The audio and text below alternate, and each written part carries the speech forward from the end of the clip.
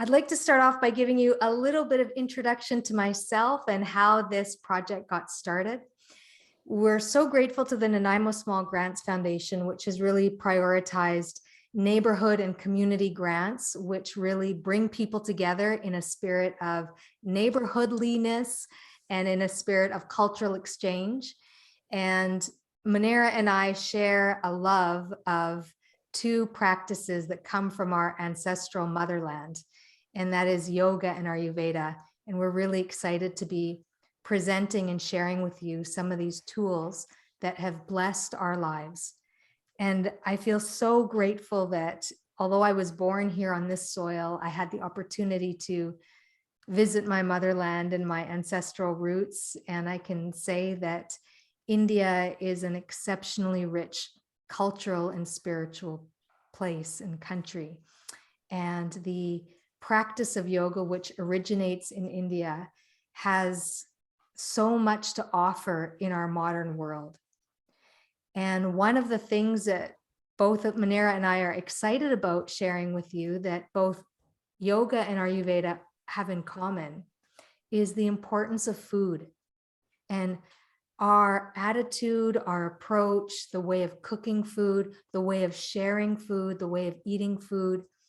So after this webinar, we're really pleased that we'll be able to share with you a recipe, a cooking video, and the hope is that not only will you make it, but you will use it as an opportunity to share it with a friend, with a neighbor, with a relative you haven't been in touch with someone that you would like to develop a friendship with, so that we can really use food in the way that it has always been used in ancient cultures. And that is a way of connecting us with the earth, connecting us with ourselves, and connecting us with each other. I will be sharing with you 3 foundational practices from yoga and guiding you through a yoga for sleep class. But I'm going to first pass it along to Manera so that she can introduce herself and she can share with you some of the wisdom from Ayurveda. Thank you, Farah. Am I coming through okay? Hi, everyone. Welcome. Some familiar faces here, which is always lovely. Some of my students even. So I might call on you for answers, but don't worry. No hard questions. As Farah said, my name is Munira, and I'm coming to you from Salt Spring Island. This is the traditional unceded lands of the coastal First Nations. Here, it's the Senchotin and Halkaminan speaking nations. And I just want to add to that, saying that I'm really honored. And I feel like it's such a privilege that me and Farah, people like us, get to share our traditional medicine on a land like this, where there's such a strong indigenous medicine practice already. So we're grateful to have this place and have you here to learn with us. About me, my coming to Ayurveda story is a little bit interesting and ironic, so I'll share a little background. I actually grew up in a family of Western medicine doctors. Every other person in my family was a doctor, and we had a little white pill for everything. And I always had these questions about, but why? Like, why do I have this? And what is that going to do? And no one really answered those questions. And so when I came here to the West at age 18, and I walked into a clinic called Ayurveda, I got all those answers I always was looking for as a child. I met my first teacher here in the West. He was a traditional practitioner from Kerala, the south of India, from the stronghold of Ayurveda in India. And I just fell in love with Ayurveda. It just resonated with me at such a deep level. And it was a point of no return, taking that one step over the threshold into this clinic. I started working there and volunteering there and really basically living there. And this teacher of mine never really taught us anything from a book. There was never a class or a piece of paper. We were just living it. Every day, the things we ate, the things we did, slowly it started just absorbing into me. And I didn't even really know, honestly, what it was doing until a few years later when I got a moment to reflect, and I felt like I was quite a different person than I had been 3 years ago. I felt like there was a new levels of health and harmony.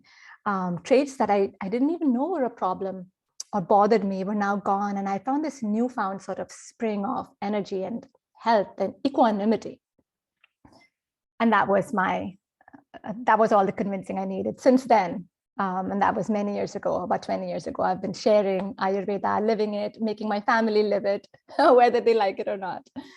And here I am today. So thank you for being with me. And I'm hoping that today you will take away a couple of practical things that you can use in your everyday life.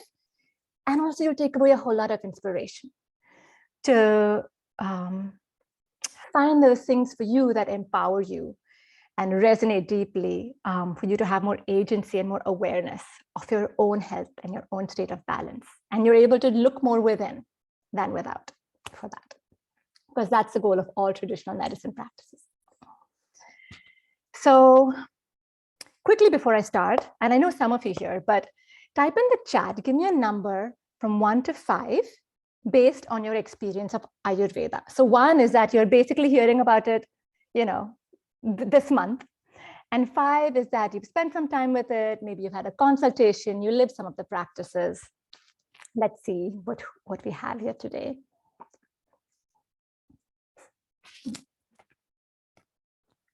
Amy 2, Amanda 4, Farah 3, Robin 6. Great. Jamaica 2, Deb 3. Great. So we have a bit of a mix. What I'm going to do. Oh, there are people here who I can't see, I think. Okay, so we have a lot of 2s and 3s, and we have 1 strong 6, which I love, and a 4. Okay, so I'm going to keep it a bit general, and wherever possible, I'll sprinkle in a little bit more depth. But I'm going to have a slideshow that I'm going to share with you. My slideshows are very rudimentary because tech and design are not my fortes. So don't laugh. But it'll be a visual cue for you, just so you don't get lost. Sharing my screen.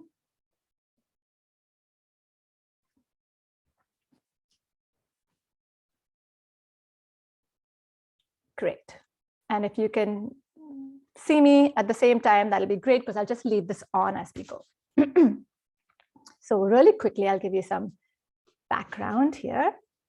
Ayurveda is about a 5,000-year-old system from India. We don't even know exactly how old it is. It was an oral tradition long before it became compiled into texts, same as yoga. Ayurveda, the word. And I want you to know how to say it. So I'm just going to do a little tangent here. It's a tricky word, and I hear a lot of Ayurveda. We get the R and the U mix. So I just want you to know. And Farah, maybe you can type this in the chat for me. It goes like your, like yours and mine, Ayurveda. So maybe if you're all muted, you can try it out a couple of times. Make sure you get how to say it. Ayurveda is how you say it. And Ayus or Ayu is the root word for life or daily living.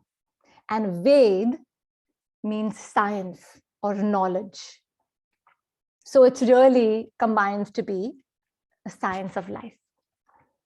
It comes from a really much larger body of text called the Vedas. Again, same place yoga comes from. So it's really actually a small part of a much, much larger and more complex way of understanding life. And anything you can think of, pretty much, any aspect of life is in the Vedas. There's a guide in there on how you do that particular science or art or thing. Yeah. And traditionally, yoga and Ayurveda go together, and so does a third sister called Tantra. And Tantra is the working of the energies of the body. So yoga is a union, Tantra is the working with the energy, and Ayurveda is taking care of daily life in the physical body. So I'm just going to read you a tiny little reading from my favorite teacher. If you're ever looking to start exploring Ayurveda, Dr. Vasant Lad. He's kind of a pioneer in North America. He's beautiful. And I love the way he teaches because he keeps a lot of the traditional feeling, the esoteric, in the way he presents Ayurveda, which is the way it's meant to be. The last thing I want is for you to leave here thinking that Ayurveda is a medical science from India, because it's not. It's way more than that. So I'll read you this. Ayurveda encompasses not only science, but spirituality and philosophy as well. We use the word spirituality to denote beliefs and disciplines conducive towards states of being in which the doors of perception open to all aspects of life. In Ayurveda, the whole of life's journey is considered to be sacred. The word philosophy refers to love of truth. And in Ayurveda, truth is being, pure existence, the source of all life. Ayurveda is a science of truth as it is expressed in life. So I want you to have that context.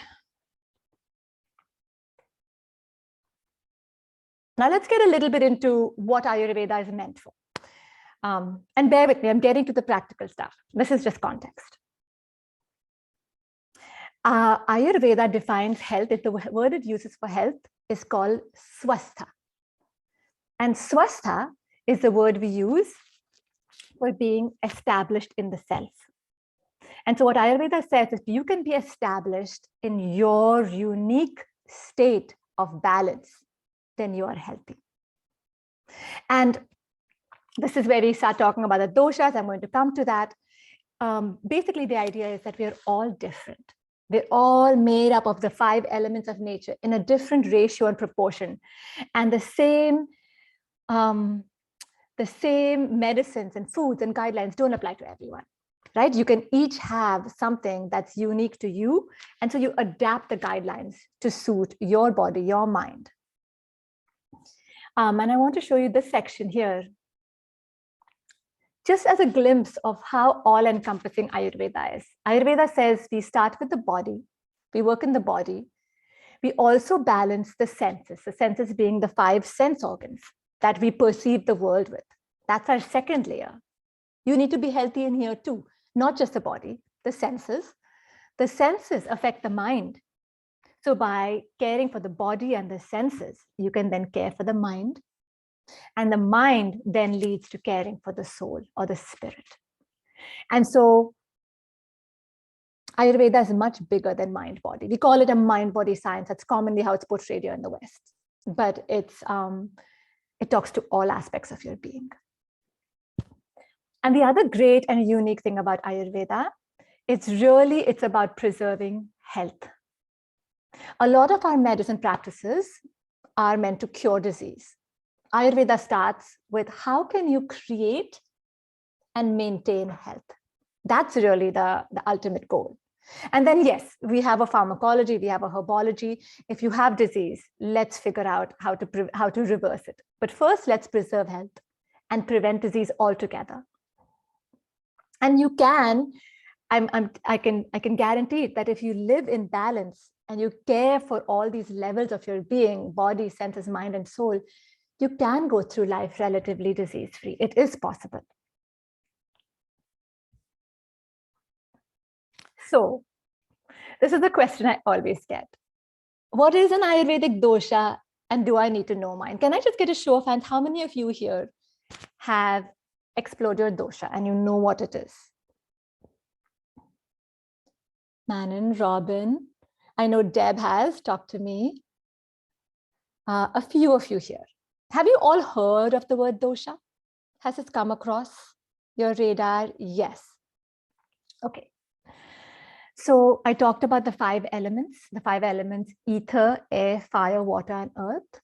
And the Ayurvedic concept that this is what nature is, and we are part of nature. So we are made of this too. And the dosha is how these 5 elements are proportioned in you. So how much of air, ether, fire, water, and earth you have, that is what your dosha is. So dosha is just a Sanskrit word for saying, what is your combination? And so do you need to know your combination? The answer is yes, but also no. I would say, yes, it's an amazing tool. Ayurveda has this amazing infrastructure. It's laid it all out. It defines every element of the qualities, the properties, the propensities for disease, what you do to maintain. It's all laid out in this perfect system of information. So knowing your dosha is amazing to get that download. But on the other hand, it's a set of rules, and not everybody needs a set of rules. So if you're able to tune in to what really feels good for you, what makes you feel balanced, what makes you feel healthy, if you can choose the things that keep you in balance, then you really don't need your dosha. And I say, don't worry about that, right? There are a lot of people who have that intuitive power to just know. And honestly, a lot of people come to me wanting information, wanting to know their dosha. And so much of what I tell them is what they already know and what they already do, because it's an instinct.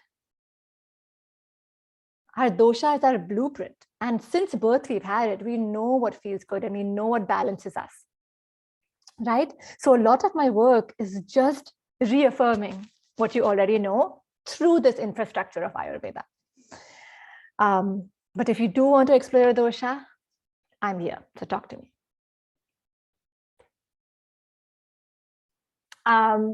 The 3 pillars of Ayurveda. Can someone tell me what the 3 pillars of Ayurveda is? Anyone who knows this? The 3 main tenets that we work with. Any guesses? Don't be shy. I'm going to pull open the chat.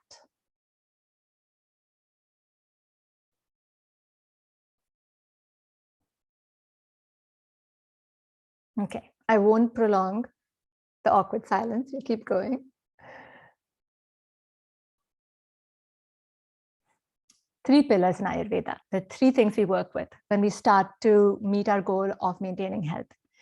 Your actions, which is what you do every day, your lifestyle, basically. It's more than your lifestyle, right? It's every action that you choose. The second one is your diet or your intakes. And the reason I say intakes because it's not just what you eat. There's more to what you take in than what you eat. And Ayurveda says, let's look at all of those. And we'll come to that. And the third pillar is sleep. And these are all equally important. And without any one of these, you can't maintain that balance that we talked about, the coveted balance of all the doshas. So what I'm going to do today is give you one piece for each of these 3. Yeah, something you can start with. So when we talk about actions, the number one teaching I find that is now missing, especially here in the West, equally so in India these days, is that really basic respect for routine and rhythm. And doing it in a way that's attuned to nature. We have this idea of freedom. Everybody wants to be free. Nobody wants a set of rules and a set of disciplines or being told when to sleep and when to wake up. And in that, we kind of throw out the baby with the bathwater, because really consistent rhythm and one that's attuned to nature is the number one thing you can do to prevent disease. It's the first step, really. We say the first step to curing disease is to removing the cause. And a lot of the cause sits in what your daily rhythm is. So when I say sync up with nature, I'm talking about when you wake, when you eat, when or how much you exercise, when you sleep. There's sort of a rhythm in the day. And we all know this rhythm, because when we are in this rhythm, we feel great. And when we fall out of this rhythm, we feel kind of a little bit off or even crappy, depending on what's going on. So Ayurveda says that there's different energies that move through the day. And it's really important to respect these energies. Same way you're respecting them in yourself, you're respecting them in the day. So we say, wake up around dawn that early morning time is really potent. There's a lightness in the air. There's a lightness in your body. There's a lightness in nature. And you can tap into that lightness. You sleep in very much past dawn, and you'll immediately be saddled with a heaviness, with a dullness, more likely to need stimulants, more likely to not have that alertness through your day. So one of the really key routines we can do is to wake up around dawn, around.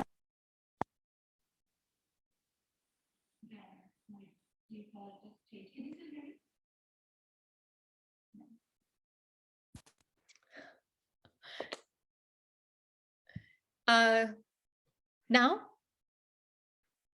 Okay, James's AirPods connected to my, so bizarre how that happens, connected to my computer. Is it still okay if I go without headphones? Okay, thank you. So yeah, so step one, finding that wake up time around dawn. I'm going to add on something there. That time in the morning is when the body cleanses. If you can have your bowel movement first thing in the morning before you actually eat, you're again synchronizing with a natural cleansing energy. Energy in your body is moving downwards. Your body is helping you push your bowel movement out, cleanse your channels. So you wake up early and you have that bowel movement. You drink fluids, you hydrate, you pee, you poop. It's really a simple step like that can start radically transforming your energy. Going on forward, when you eat, when the sun is highest in the sky around noon, it's the best time for your digestion. So you digest best when the sun is high.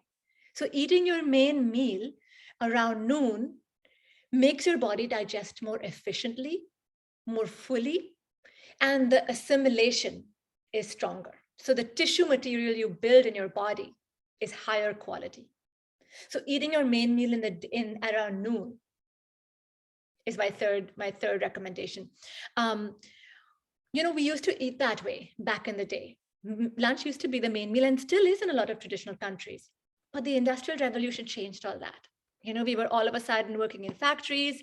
Lunch was quick and on the go, and dinner shifted to being the meal you come back home and have later in the evening. So try having your meal at lunch as your main meal, your heavier meal, and making then your dinner lighter. The lighter the dinner, the deeper you sleep, and the more refreshed you wake up the next day. I'm going to talk about sleep a bit more, so I'm going to pause on that. So eating a big lunch will allow you to have that lighter dinner. That'll allow you to rest better. And I'll explain to you why. And then this last point here, consistent weekly exercise. I see a lot of people have a real feast and famine relationship with exercise.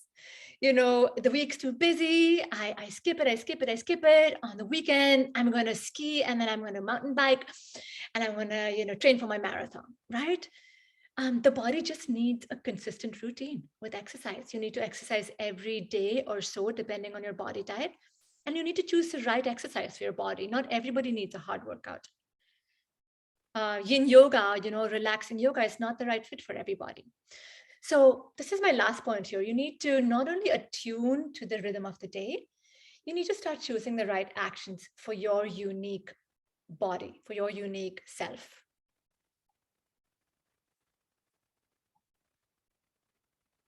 Questions on this idea, on this concept?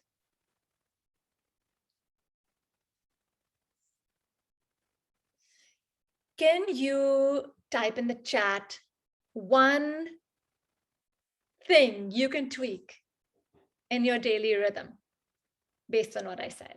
One thing that's easy and accessible, that's exciting for you, that you feel will really take you a step further in balancing your body.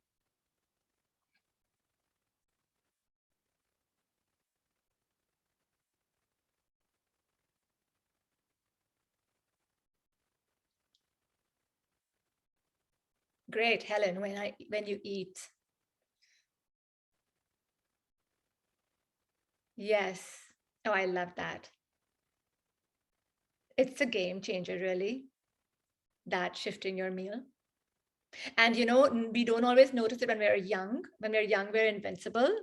As you age, you start noticing the difference of what a heavy dinner does to your body and your energy and your sleep cycle. Yeah, Jamaica, main meal at lunch. Amy, the kind of exercise you do, yeah. Daily forest walks for Farah. I love that. Deb's trying for a heavier meal at lunch. Good one. Hydration in the morning, right? What happens at night, I'm just going to add on to Amanda's point. What happens at night when you're resting is you detox. Every night your body does a final sweep of the body. It's like, that janitor who goes in after school's close and does a good deep clean so that the school is functional again the next day and all the chaos has been removed. The same thing happens in your body. And if you allow your body to do that, and then you wake up in the morning and you hydrate, what you're doing is you're flushing. That all the extra gunk gets released to your skin and it releases into your digestive system. That's two places where the body always releases when it cleanses. So when you drink water, you flush your internal system, and you shower, you flush your skin, and you're washing off a whole lot of that stuff. Shelby has been my student forever, and she's working on avoiding late evening snacks. Love it, Shelby. Yeah, Jamaica, I could do a whole hour on strengthening. Thank you for pointing that out. Jamaica and I are doing strengthening stuff together, actually. Robin says not eating after 8 p.m. Beautiful. I love this. You'll all have one thing y'all can work with. I'm going to go forward. Intakes. Okay, we talk about 4 intakes in Ayurveda. Any brave soul going to guess what these 4 things we take in are in our everyday lives?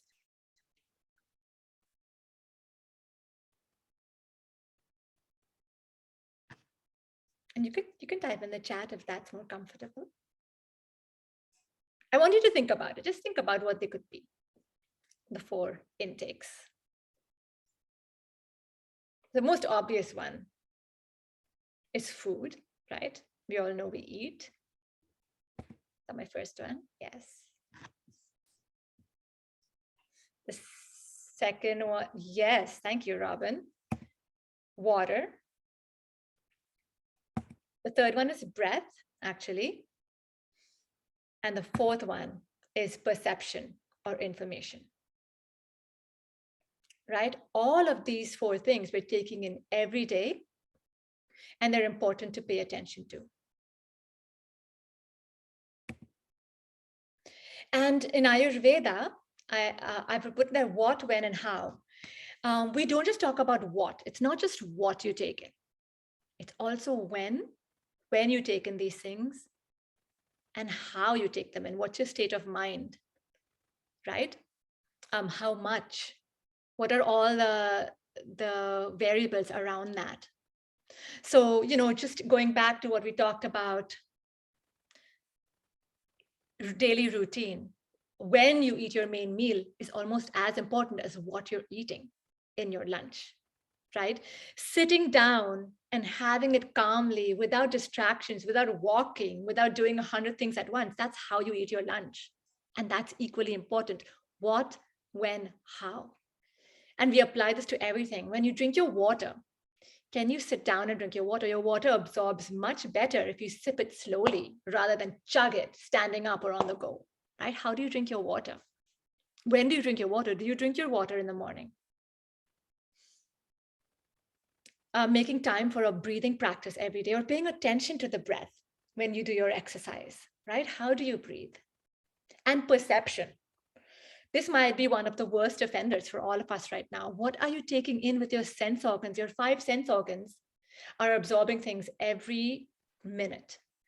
How many podcasts and TV shows and triggering conversations, emotional conflict, like what are you taking in?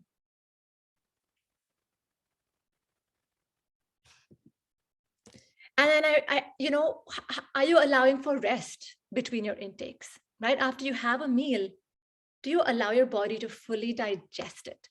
Can you digest for a full 3 hours? That's how long we say in Ayurveda it takes to digest a meal completely. When you take in a piece of information, do you fully process it before you move on to the next thing? When you have a hard day, do you take time to reflect and work through the emotions, right? So processing, so much of our lives is so busy, so full, so intense that these ways of finding gaps and spaces and rests are being missed. So my question to you is, do your intakes support your health? What, how, and when you eat? What, how, and when you drink? The way you breathe? The way you're taking in perception? Jamaica asks, is it best to drink water at a different time than food? Drink water when you're thirsty. So drinking a lot of water with your food will dilute your digestive juices, but it's not a problem for everyone. Some people have a lot of strong digestive juices and water doesn't affect them. For a person like me, my digestion is more delicate. If I drink a lot of water with my food, it'll affect my digestive power. So I'll wait until after to drink my water. Yeah. Same if I had it just before, it would again dilute my juices. So that'll depend on how strong your body digestion is and how much thirst you have. Yeah. I want you to take a quick moment of reflection on your intakes. And if you want to type in the chat, I want to keep this interactive.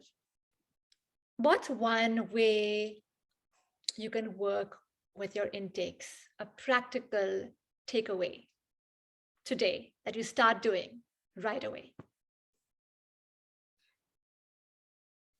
Oh, Helen says, I need to slow down when eating and drink more mindfully.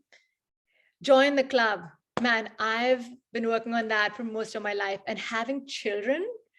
And when you start just furiously eating because you have to eat before your children eat something else, I haven't even lost that habit. And I have a 15-year-old now.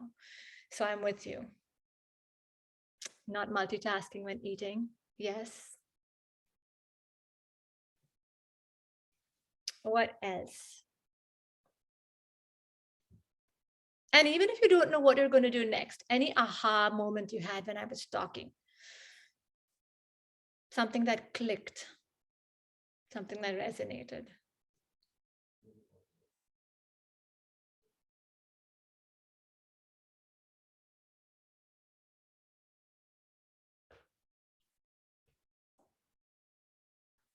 Yeah. Deb says, be more aware of what perceptions are around me. James had a friend visit. I wasn't here, but he was telling me how his friend came for a couple of days and he needed to have music on all the time. That was just his default wiring. And by the end of it, James was just craving silence. He wasn't used to it, but his friend was used to having the music on all the time and made him uncomfortable not to. What are the things that are around us that we're either wired for or addicted to or leaning on or craving? Yeah, more awareness of deep breathing, Jamaica. Watching the breath every day, Amy. Processing perceptions, Robin, thank you.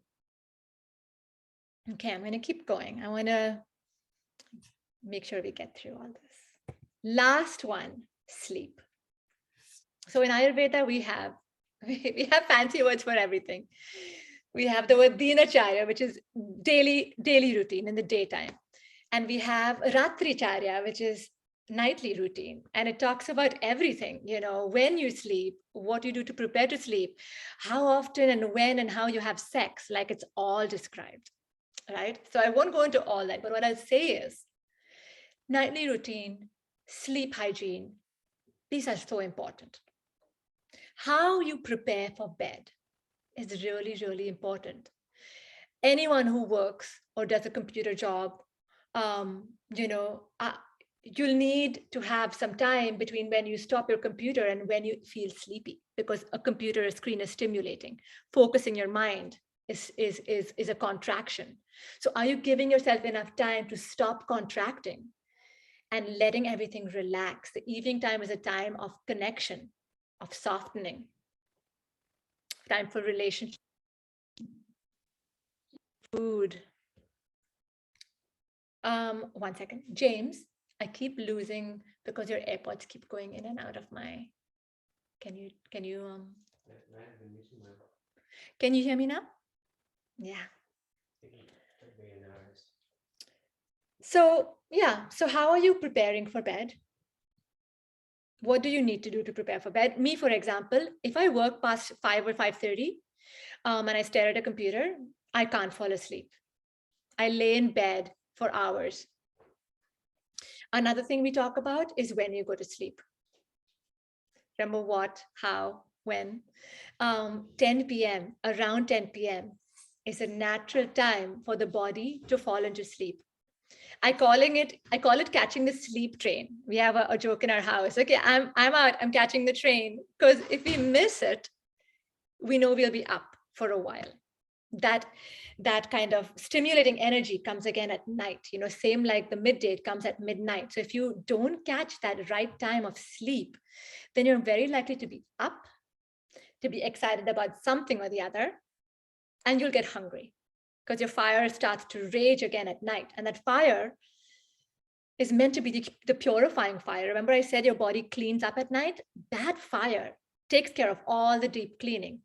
And if you don't sleep and you stay up and you snack, you're missing that entire gift we have of the deep clean, of the reset, of the detox. We can have a daily detox if we allow ourselves to sleep at 10 p.m. 10 till 2 is the body's reset and detox time. So play with that, if it's not possible to sleep at 10, how can you scoot your time back a bit? I like how I'm making Jamaica think of sleeping. I see some yawns there. How can you scoot your time back a bit to be closer to 10, right? Baby steps, baby steps. Oh my gosh, the $1 million question. What about people who claim to be night owls? Yes, I think we can all safely say that our partners need to know this. It's Gandhi, Mahatma Gandhi. He says, and I'm paraphrasing here. He says, don't mistake the habitual for the natural. It's a habit. Being a night owl is a habit. And yes, some creative people really enjoy the night because it's a time of quiet. When the buzz is gone, you can get into that real deep creativity. But that same creative time, it comes early in the morning and it comes early in the afternoon. So if you were just to recalibrate your sleep cycle, you could tap into it at another time. So that's my answer to night owls. And yeah, how do you feel when you wake up? That is your ultimate gauge of whether your sleep is working or not. You should feel bright. You should feel energized. You should feel excited for the day.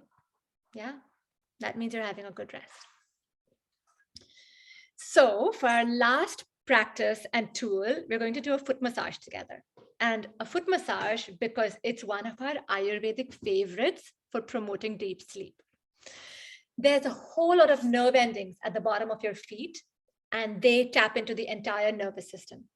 So rubbing some oil onto the feet, the soles of the feet especially, can give you a whole other level of deep sleep. So is everyone up for doing this with me? Yes.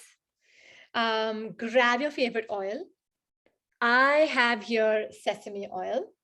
It has a warming quality naturally, and I run very, very cold.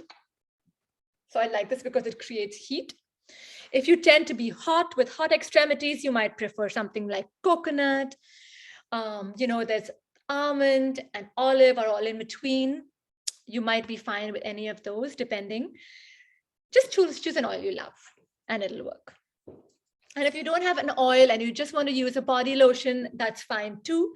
In Ayurveda, we use oil because it's cleaner and it digests better and it doesn't have any chemicals added to it. Yeah, so we use a food grade oil. So what I'm going to do for this, I am going to actually direct my camera down to my foot. So you're going to look at my foot for the next 7 or so minutes. And my awesome zebra sweatpants. So, everyone ready? Yeah, great. So grab a bit of your oil, and the first thing you're going to do, is that a good angle? Yeah. The first thing you're going to do is just rub it on your hands a little bit and spread it over your feet. And I'm not going to be teaching any sort of rocket science here. My foot massage is a very basic massage, but the point of it is that you don't need to have any fancy techniques to do a foot massage. And so I want you to just rub back and forth, create some friction, some warmth. And the point is to get that oil to start to absorb across your skin and go in to your body. And this is really, if you ever look up Ayurvedic massage, it's called Abhyanga. This is basically what our massages are like. You take oil and you just rub it until it absorbs. So that's the first thing we do. We make sure that it's absorbed. And now I'll just take you through a few simple movements. On the joints, we always use circular movements. So you get to some circles on your ankle joint here. I need a bit more oil. I've been using sesame oil for about 20 years now, and it absorbs really well. My body just knows how to digest it. And then we do long strokes on our long bones. And going downwards towards the tip is more grounding. Bringing it back this way is more stimulating. So for the nighttime, we're going to go downwards to the toes. When you come to the toes, you can do in between the toes, these little spots here. Great pressure points in there, all of them. And then I'm just going to go on my toes again from the joint all the way to the tip.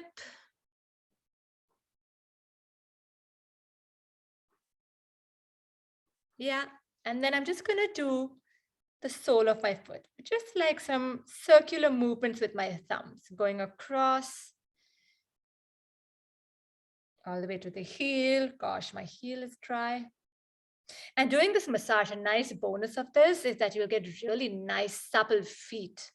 Very important as we age. We don't want our feet to get hard and rigid, right? You want to have nice, supple bones in here. So put as much pressure as you like. It doesn't need to be a very deep massage. Really just touching like this and having some oil is enough. It can be a 10-second massage if you don't have time. It can just be this. It can just be this, and that'll also work. But let's give our feet a little bit of love since we're all here together. So I'm just doing some finishing strokes. I have a bit more oil that needs to be absorbed. A danger of doing this foot massage is you want to start moving up your leg, and before you know it, you're doing your whole body, but I'll let you play with that another time. And that's it. Let's do the other foot. I'll walk you through it again, but it's the same thing. And you know what James and I do is we massage each other's feet, because it's even better if someone does your foot for you. So we do it simultaneously, or we take turns. So first, I'm just putting the oil on. Can you see my foot okay? Yeah. And don't worry about using too much oil. Just use a little bit. You don't need to grease up all your bed sheets and worry about all that. Just a little bit of oil. So now I'm just rubbing, putting that oil on there, making sure it absorbs.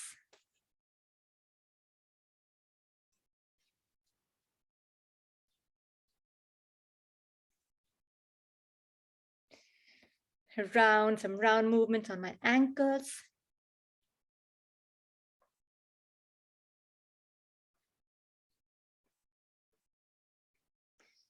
down to the toes, in between the toes. And this one right here between the first and second toe is a particularly important one. This corresponds to eyesight, to vision. It strengthens the eyes to massage here. I'm going to the others. And now I'm massaging at the joint, to my toes, to the tip, each toe.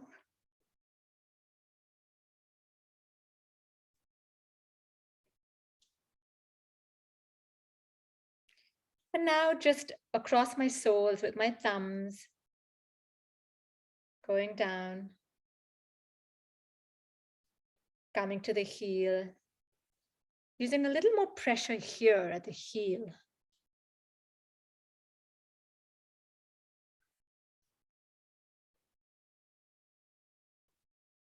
Doing it one more time.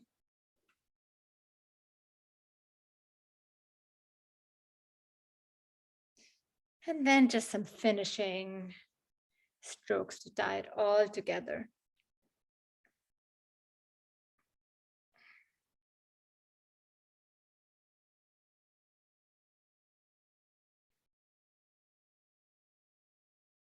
Good. And that's it.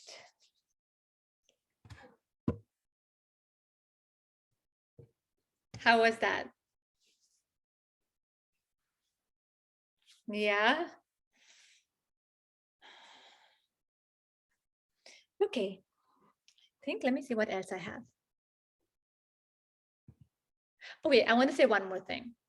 And this might sound a little strange and bizarre, but one other great sleep trick is putting oil in the ears. It's another place where the nerves really get affected. And so if you put a drop of sesame oil, again, sesame or coconut, put a couple of drops in, warm it up, put a couple of drops in, put a cotton bud in there, a cotton ball, and just go to sleep. It doesn't really leak out too much. You'll have the sleep of your lifetime. My husband, James, is in sound, and he's sworn by this particular tool for many years. Putting that sesame oil in helps him heal and keep the organ of his ear sharp, and also have a very deep sleep at night. I wanted to just touch on this. We talked about routines, and the energies of the day then cycle through the year. There's each season has its own energetic qualities. I just wanted to mention that the cusp of the seasons, spring and fall, or winter going into spring, summer going into fall, these are times of particular delicateness in the body. The body is adapting from one to the other. It's usually more fragile and vulnerable. You'll notice that most colds and flus happen in these times of the year because the body is naturally weaker. So it's a time to be especially careful. And I wanted to mention that because we're in that time right now. We're in that cusp time between winter and spring. And it's a really good time to pay extra attention to creating that routine and the intakes for cleansing. And so the cooking video that you're going to get after this webinar is going to be for a dish called khichdi. And we use this in Ayurveda to cleanse. We use it to rest and sort of lighten the body. So I'm really stoked about the timing of this. You'll all have that recipe and you can use it, add it into your routine, and just see how it feels. You can have it, a few days in a row, even to give your body a really good break. But it's a really good cleansing time. And I encourage you all to do something to support your body in this time. The body is naturally recalibrating. So you can cash in on this time of the year. And that's it. But before I go, I have time for questions. So if you haven't asked your question, unmute and ask, or type it in the chat. We have a couple minutes for questions before we take a break.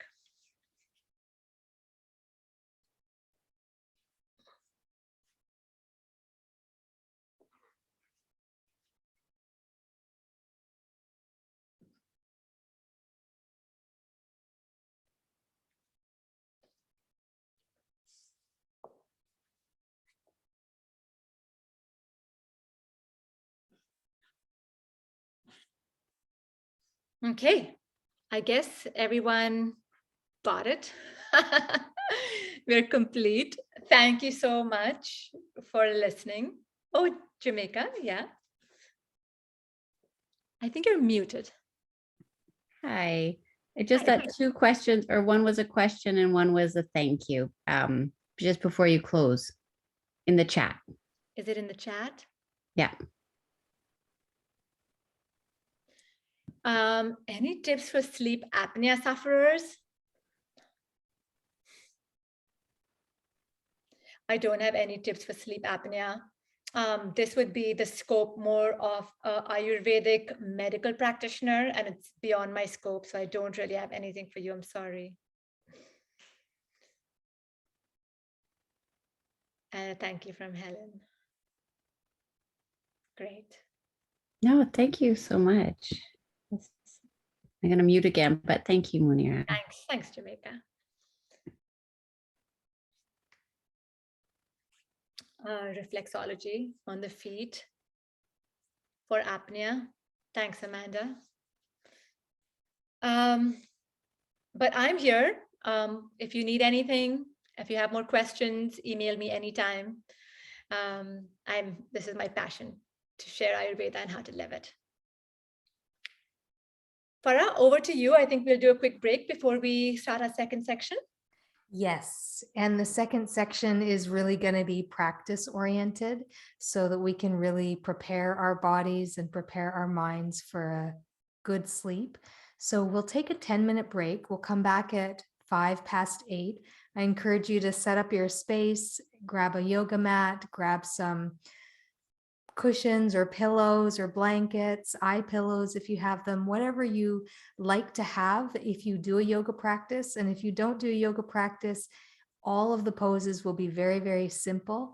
I'll be speaking a few words about relaxation, breathing, and movement, but it will be mostly in the context of a practice together. So let's meet back in 10 minutes and we'll see you on the mat.